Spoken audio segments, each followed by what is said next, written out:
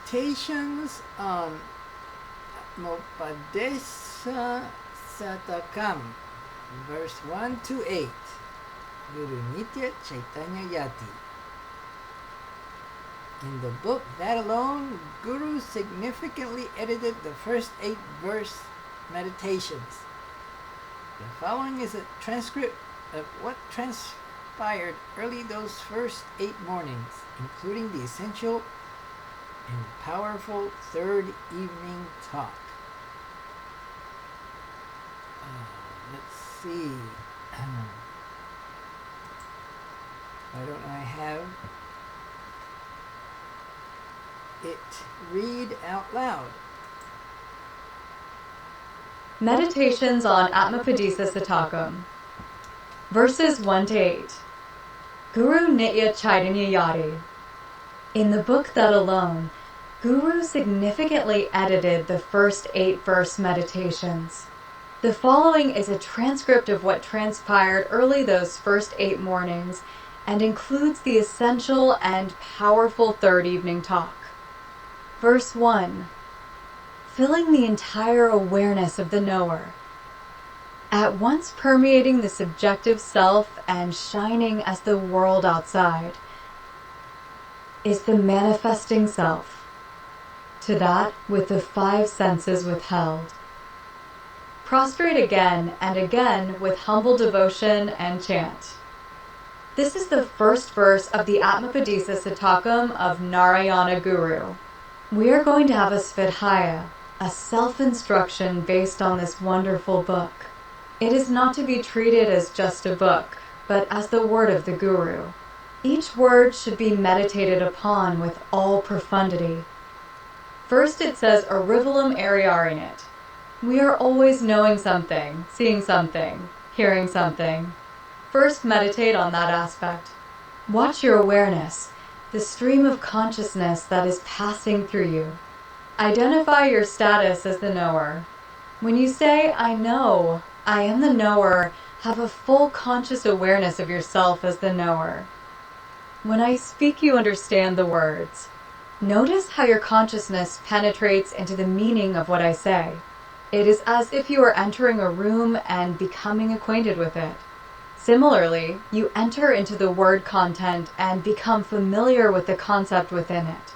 When you look, you are not only seeing a form, you are entering into the essence of it and knowing it. In English, the word experience means an interaction between a knower and something to be known. Experience is the link between the knower and the known. In Sanskrit, the word for experience, anubhava, means becoming the same. It is not an interaction, but a transformation. The knower is transforming into what is known. Now, try to meditate on this. There is a state of knowing in which you become oblivious of your personal aspect as the knower. In fact, usually we aren't thinking of ourselves at all. The I am knowing, I am enjoying, etc. only comes when we try to tell someone else. Otherwise, it is only just knowing. It is the structure of the language into which we put our thoughts that creates differences between things. If you see a bird on a tree, you don't think it is happening in your head as an occurrence of knowledge. You see it as a bird out there. Here, the known itself is both the knowing and the knower. The knower is introduced into the known. The knowing is also happening in the known. You don't have to struggle to bring what is known into you, or to fuse the knower into the known. It happens automatically. Now try to shift your consciousness into 3 modalities, one after the other, and see how you experience it. I am the knower. This is knowledge. This is the known. Here Guru draws a distinction or a dichotomy between the world outside and the world inside. The best way to understand both the world outside and the world inside is to close your eyes and then open them. When you close them, whatever was seen disappears. When you open them, it all comes back. You can also listen and then not listen. When our senses are not put into operation, we are within ourselves. We have feelings and subtle sensations which are felt within. What is it that you experience as the knower in you? What is it that you experience as knowledge? What is it that you experience as many things in the external world?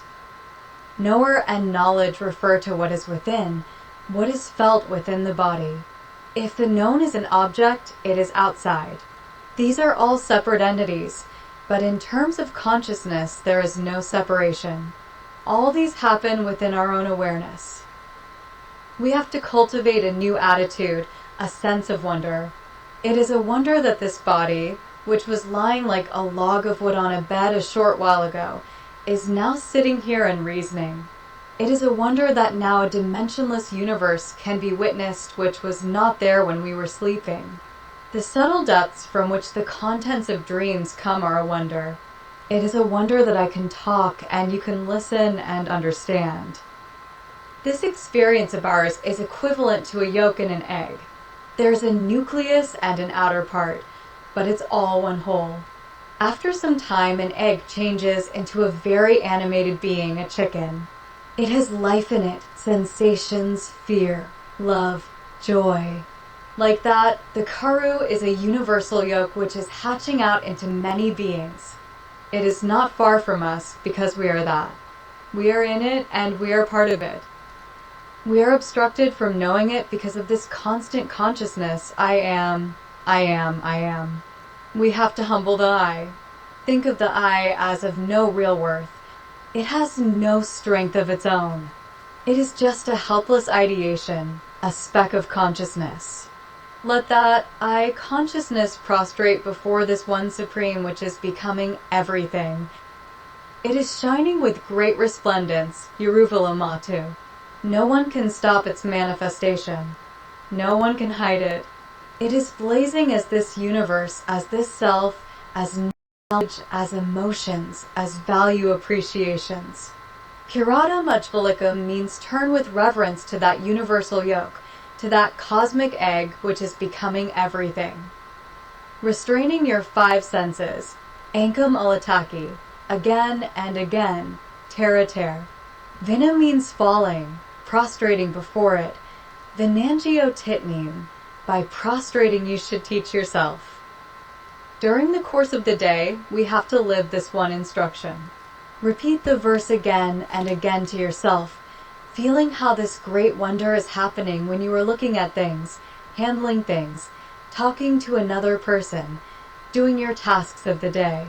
Watch all those manifestations and really feel the wonder at how the one unmodified consciousness becomes modified as all that. When you sense that wonder, feel a great devotion, a great reverence. Feel grateful that this inert body of yours is also animated by that consciousness, so that you can think, see, feel, know, and do. Feel the wonder that a similar manifestation outside can reciprocate. We have taken away all our wonder through analysis and labeling. We have filled the vacuum of our mind with labels. We are hoarding labels and thinking we are becoming wise. We should understand these labels are blocks which only increase our blindness. If you say, God, and there is no feeling in you, if you say, the Absolute, and you don't become overwhelmed by the content of that concept, that's no good. We have become somewhat devoid of the sense of the numinous since we are always keeping ourselves at a very worthless level. You may feel love for someone.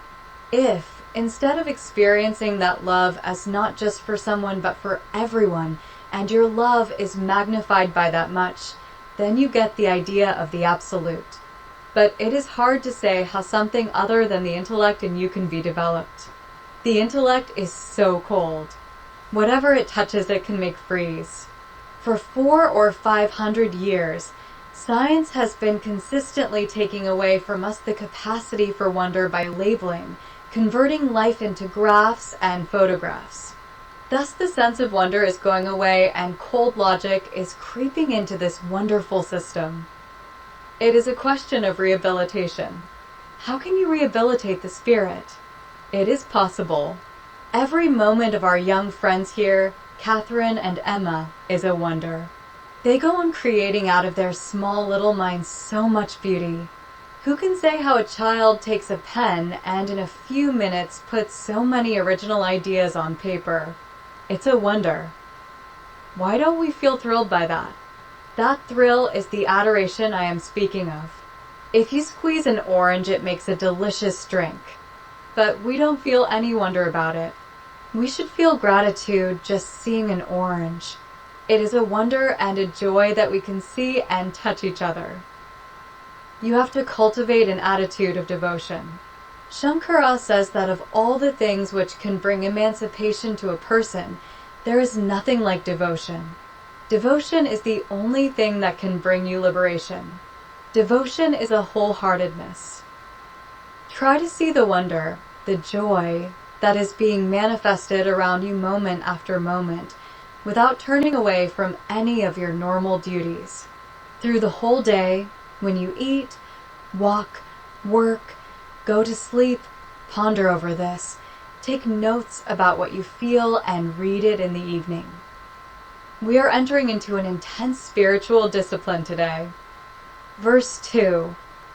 The psychic dynamism, the senses, the body, and the many worlds known by direct perception, when contemplated on, are all realized to be aspects of the luminous sun of consciousness shining in the sky beyond.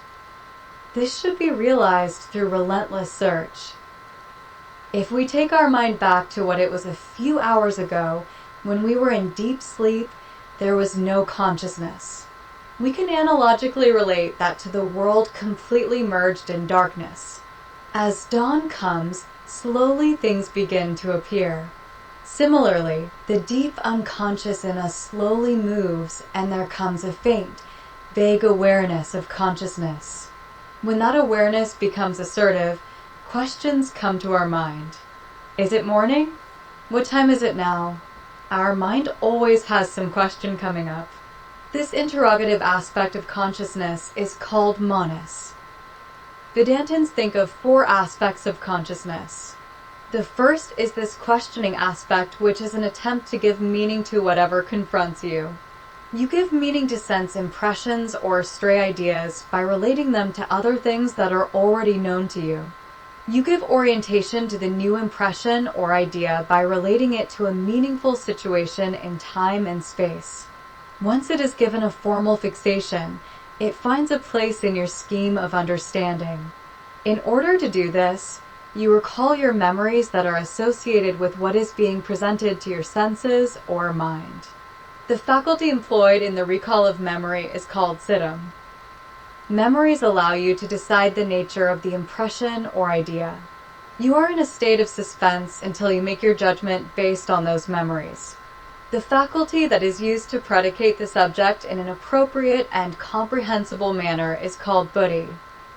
After having come to a decision, you feel satisfied or disturbed. This satisfaction or dissatisfaction affects your personal identity, your ahamkara. Aham means I.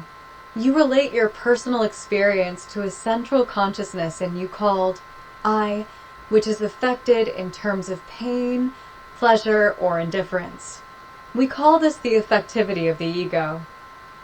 Taken all together, the 4 aspects of mind, manas, siddham, buddhi, and ahamkara, are called karanam. In the morning, I wake up and turn on the light. That means the mind wants to use the sense organs. The light falls on many objects. When the light beams are reflected back to the eye by the objects, I recognize books, pens, letters. Actually, none of these things come into my eye, only the light does. The quality of the light and the way in which it stimulates my eye brings a recollection to me. Then I judge, I come to a decision which affects me. I think about the class I'm teaching on Atmo. I think of reading the verse, pondering over it, and writing about it. A series of interests arise. I pick up the pen and the book. Thus I become physically oriented. My consciousness is using the body. With this body, I can also touch other bodies and other objects. Thus, From the dawn of questioning through the process of recollection, reasoning, and effectivity, I have now come to use my senses, which are in contact with my body. The senses, body, and mind all come together in a confection, which becomes a holistic action monitored by the major urge, drive, or interest that dominates that particular moment of my life. It is a whole universe of interest. After the fulfillment or thwarting of an interest, the mind moves away to another interest. Thus you go from one world of interest to another. These worlds spring up from the awakening of the latent urges lying buried in your unconscious. Guru tells us to look at the world. It lies calm, without activity, when the sun is not there. As the sun dawns on the horizon, the birds wake up and sing. We open our eyes, and once again the mountains, the sky, the buildings, objects, children, all become real. They are all intrinsically related to that sunlight. Even the sunlight itself only becomes meaningful to us if we wake up. There has to be a light from within so that we can see the light which is outside. All visible things are transformations of the light of the sun. Similarly, what we experience as other persons, things, and interests are all transformations of the same consciousness. One consciousness assumes all the forms and leads us from interest to interest, from world to world, from one universe of interest to another universe of interest. Today, meditate on this verse. Make yourself familiar with the questioning aspect of the mind. See how questions bubble up. When a question arises, try to see from what depth it arises. There is a point beyond which consciousness cannot go. One item of awareness after another comes, but from where? Then examine your recollections. Watch to see what memories come to mind. Is there any cause-effect relationship between one memory and another? Examine how memory leads to judgment and then how it affects you. This is the vicious cycle of how the mind works. Questions evoke memories, leading to judgment and effectivity, which brings up new questions, followed by memories, judgment, and effectivity. I enter into that process and watch my mind. I look at Shiva Bob here, and then I think of Meher Baba, and memories come of the earlier Sai Baba. I am drawn to the image of that lonely figure, a solitary man sitting alone, gone crazy with his love for God. There must be a value in me which is intertwined with the value of a lonely pilgrimage. That is a samskara, something which is processed and has become part of my whole personality. I have other samskaras, such as how we used to eat ice cream at Denny's every night after Gita class. That means I'm sensuous. Being sensuous is not good for a spiritual person, but I don't want to get rid of all sensuality. It's a part of the whole.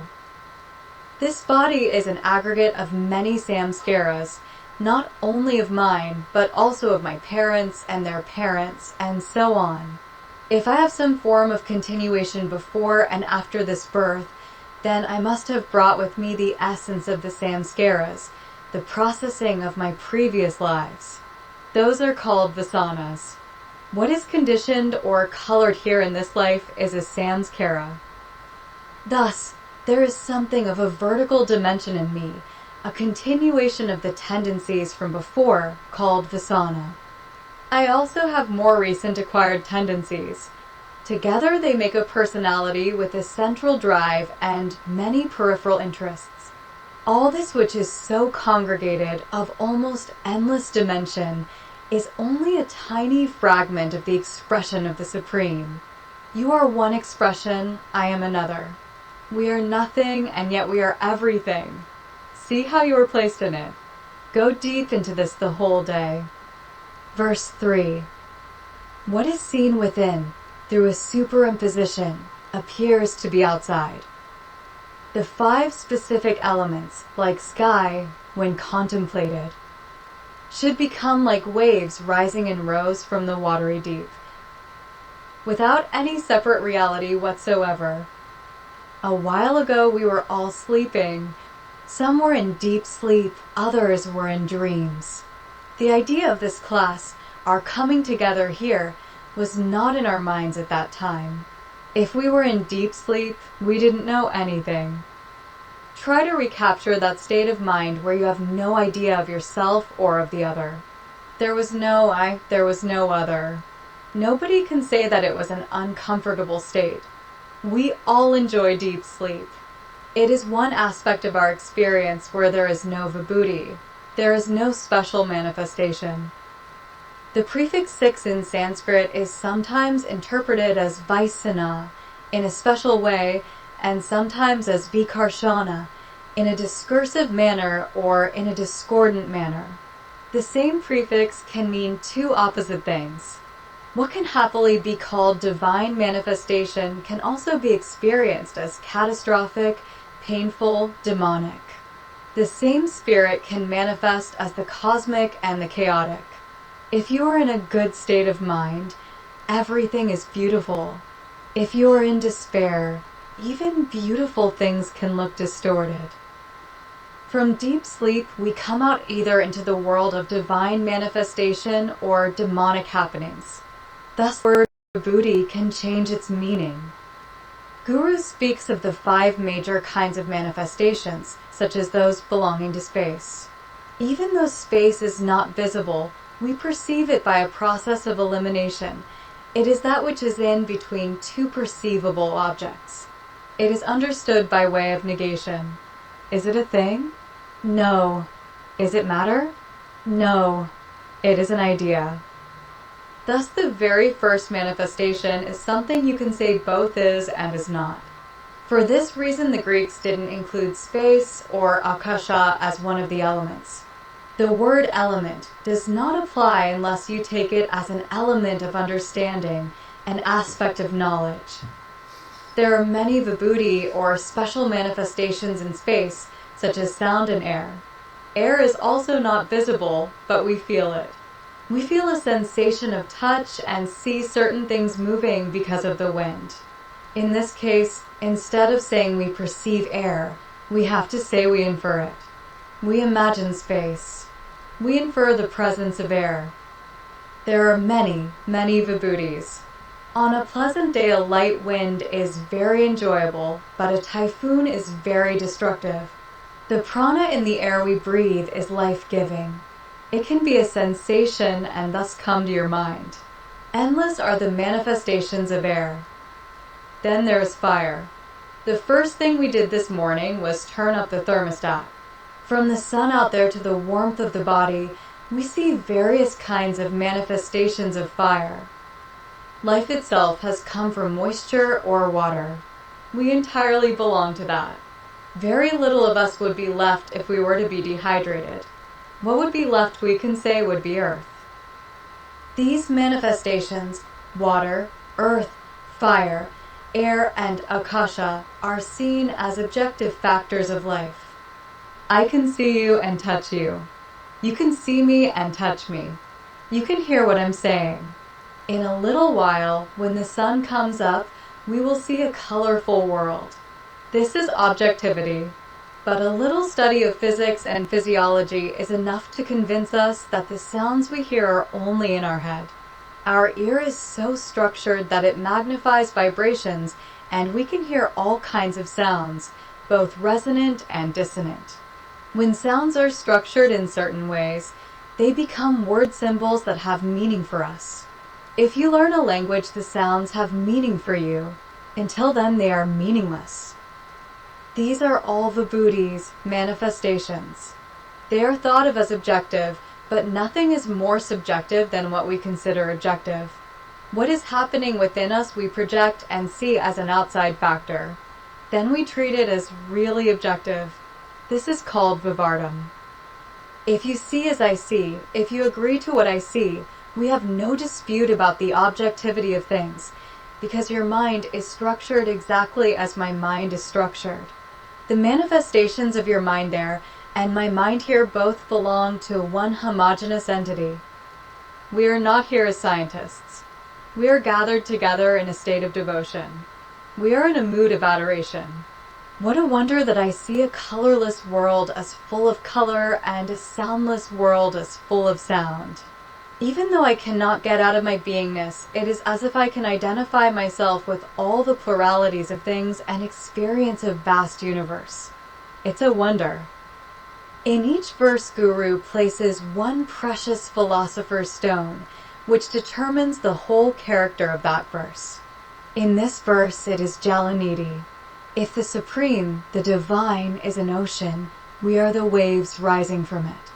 But instead of just saying ocean, he called it the treasury of the watery deep. Endless are the laws of God, of the divine qualities. It is the repository of all auspicious values. The world which is seen as outside and yet experienced within appears outside by an act of superimposition, such as the imaginary sky. It should be understood as a series of waves rising one after another from the divine treasury of a cosmic watery depth. Everything should be seen as belonging to that divine source. This is what we have to meditate on all day today. Space looks infinite, but see how we originate that space. The divine is originating both space and the individual ego within it, for me, for you, for all, and we are experiencing a joint effect as a vision of a universal mind. The very fact that you and I can share the same space should fill us with gratitude and joy and wonder. Out of the same stuff we are all molded.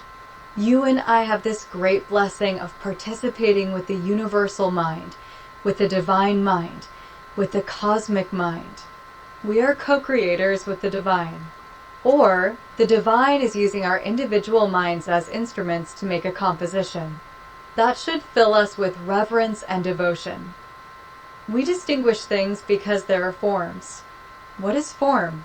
We experience form, shape, color, the feeling of a thing having 3 dimensions, and the placement of that thing in the 4th dimension of time. If you are a little poetic, you see even more than this.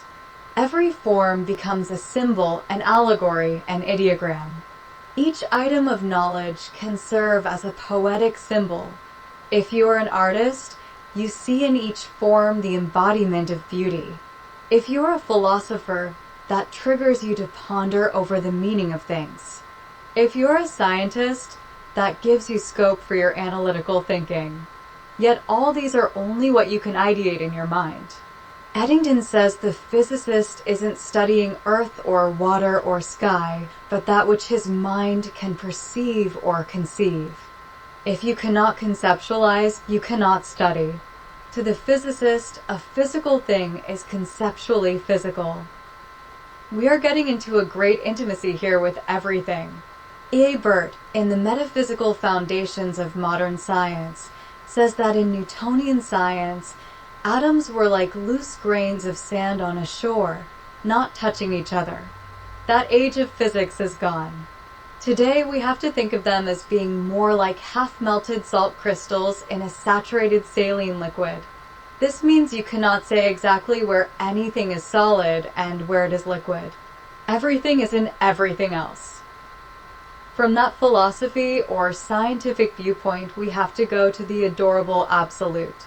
We have 2 possibilities. The first is to retire from our consciousness and go into the depth and become one with it. Even deep sleep is so wonderful. How much more wonderful to be with it forever. Yet we are so afraid to die. The other possibility is that we wake up and come to see the variety of manifestation giving so many expressions of beauty and joy. It's musical, harmonious, rhythmic, lovable.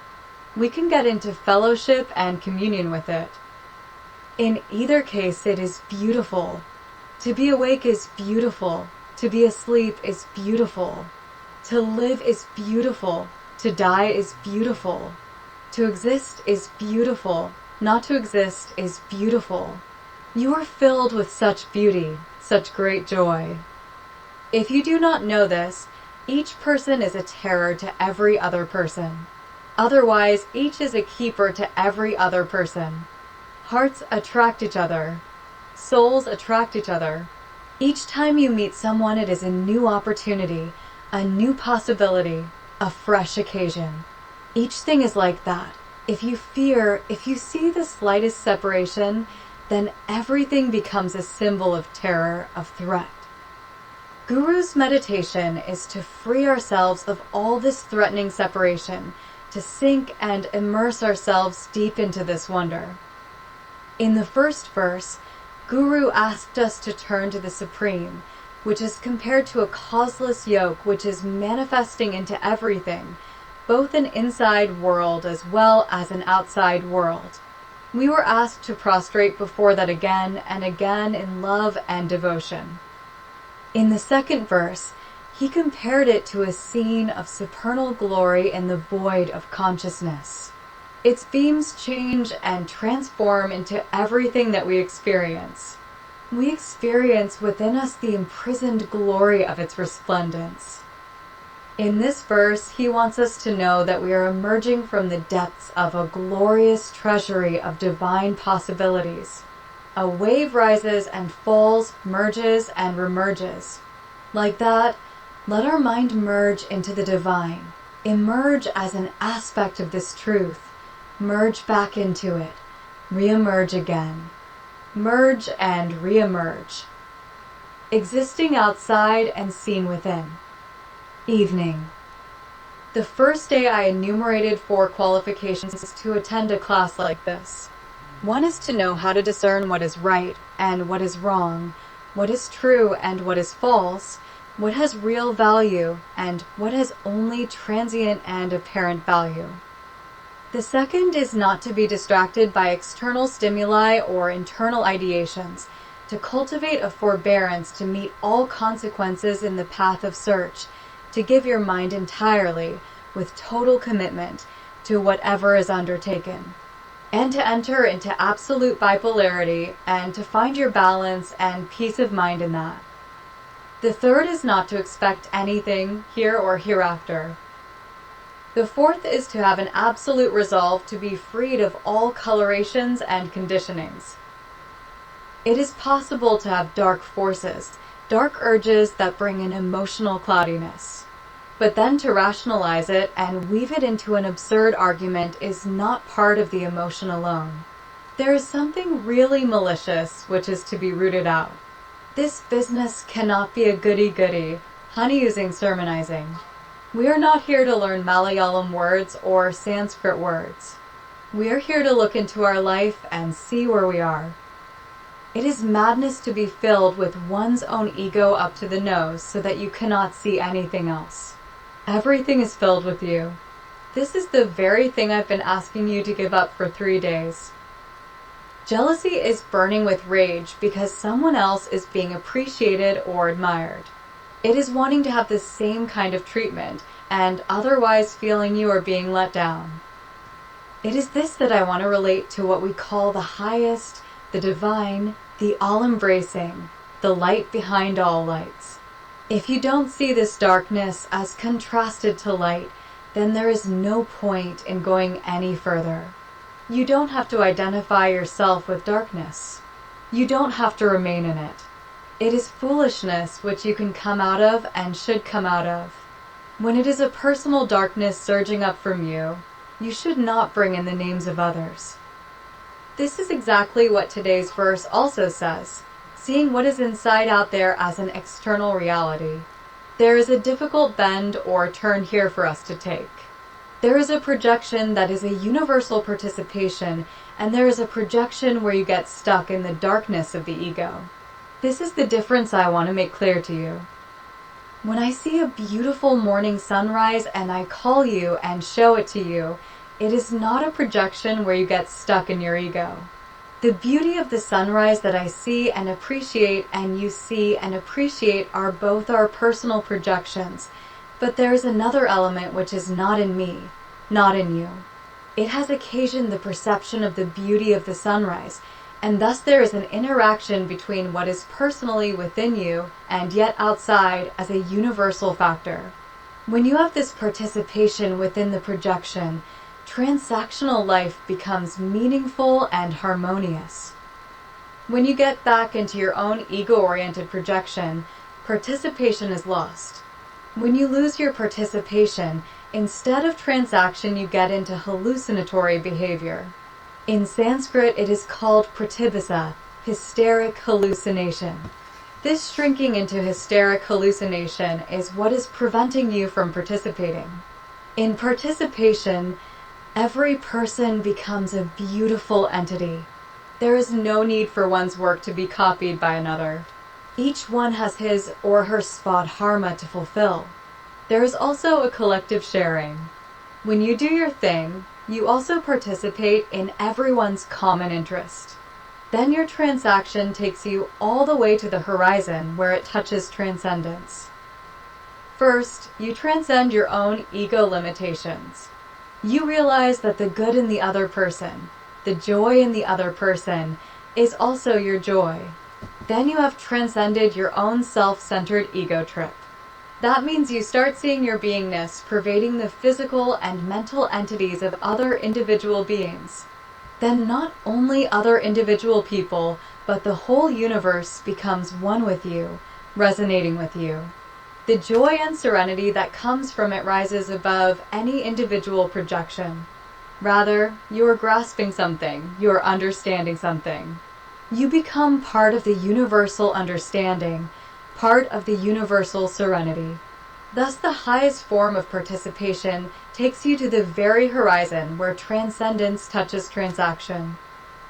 Before we go to the next verse, we need to see the riddles in this one clearly. This discussion was meant to help explain these things. It is good to know how exactly we live rather than hiding things.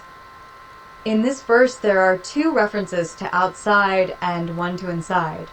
The first is a reference to what is out there. It is not a projection, it's just out there. The second is how you comprehend inside you what is supposed to be out there. The third is how what you have comprehended is projected as what you think is outside. If that is not brought in, you get into solipsism, into thinking, I created this world. This is one major flaw in the study of Vedanta. When most people speak of Vedanta, they think the outer world does not exist. It's all their projection. Here Narayana Guru wants to correct this. The outer world exists. The inner world also exists. But there is a strange relationship between them which is not easily understood.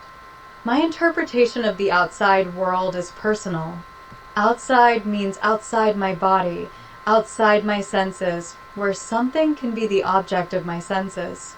Such an outside is there, and it stimulates the senses and the mind of the individual.